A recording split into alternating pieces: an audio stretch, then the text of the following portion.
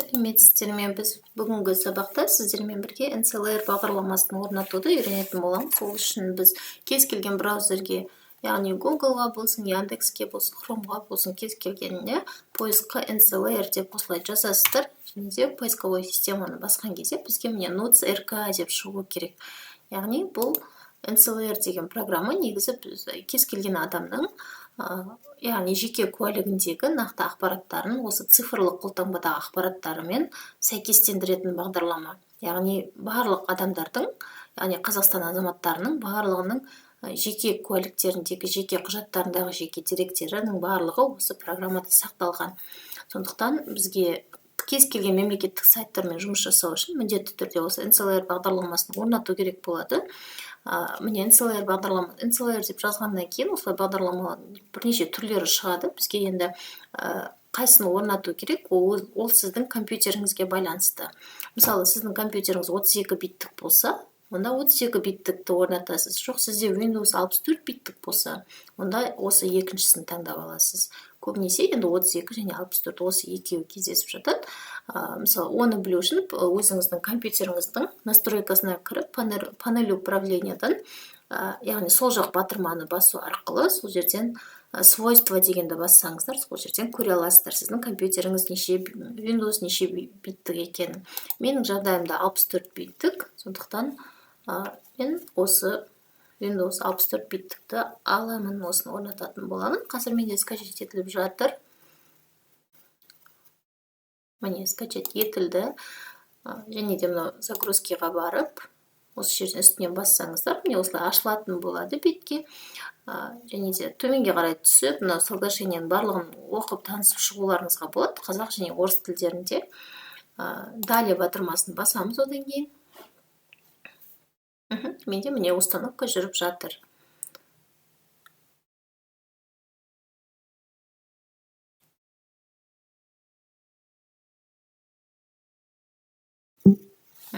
Болды, міне ешқандай қиындығы жоқ. Осылай скачать етіп аласыздар да, установка ете саласыздар. Міне порт запущен деп осылай шығуы керек. Енді тағы бір сіздерге айта кететін жағдай, енді біз IP-мен жұмыс жасағаннан кейін көбінесе біз жаңа салық кабинетімен жұмыс жасаймыз. Ол үшін бізге осы NCLR бағдарламасындағы КНП модулі қосылған болу керек. Көбінесе NCLR бағдарламасын алғаннан кейін ол бізде қосылып тұрмайды, өз автоматты түрде оны біз ручной өзіміз қолмен қосуымыз керек. Егер ол КНП модулі қосылмаса, біз салық кабинетіне кіре алмаймыз. Соны ескеріңіздер. Егер сіздерде отчет тапсыруға немесе бір тағы да выписка алуға салық кабинетіне кіре алмай отырсаңыздар, сіздер міндетті түрде бірден осы NCLR бағдарламасына кіріп КНП-ны тексеріңіздер. Ол үшін міне төменгі бөлігінде бізге NCLR бағдарламасы шығып тұр, міне осындай көк төменге қарап тұрған кілттің белгісімен тұрады. Соған барып, сол жақ батырманы басып, управление модулями дегенді таңдаймыз. Осы жерден төменге қарай түссеңіздер, міне модуль КНП деген тұр. Установлен деген жерде нет деп тұр. Менде мысалы жаңа ғана алдым, менде ол орнатылмаған болып тұр, көрдіңіздер ме? Енді міне үстіне галочка қоямын да, установить модуль деймін. Яғни перезапустить деймін. Басқан кезде менде шығу керек. Міне порт запущен деп тағы да шықты. Енді тексеремін. Дәл жаңағыдай кіремін, управление модулями.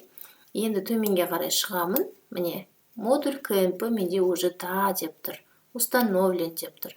Енді ешқандай қиындықсыз мен салық кабинетіне кіріп, отчет болсын, басқа кез келген өзімнің жұмыстарымды жасай аламын. Енді бұл жерде тек қана КНП модуль емес, басқа да модульдар көптеген міне модульдің түрлері бар. Енді сіз қандай сайтпен жұмыс жасайсыз, сізге қандай қызмет түрін жасау керек, соған байланысты. Негізгі міне ЕГОВ-қа кіретін КНП-лар, олар өздерінен автомат түрде да деп установить етіліп тұрады.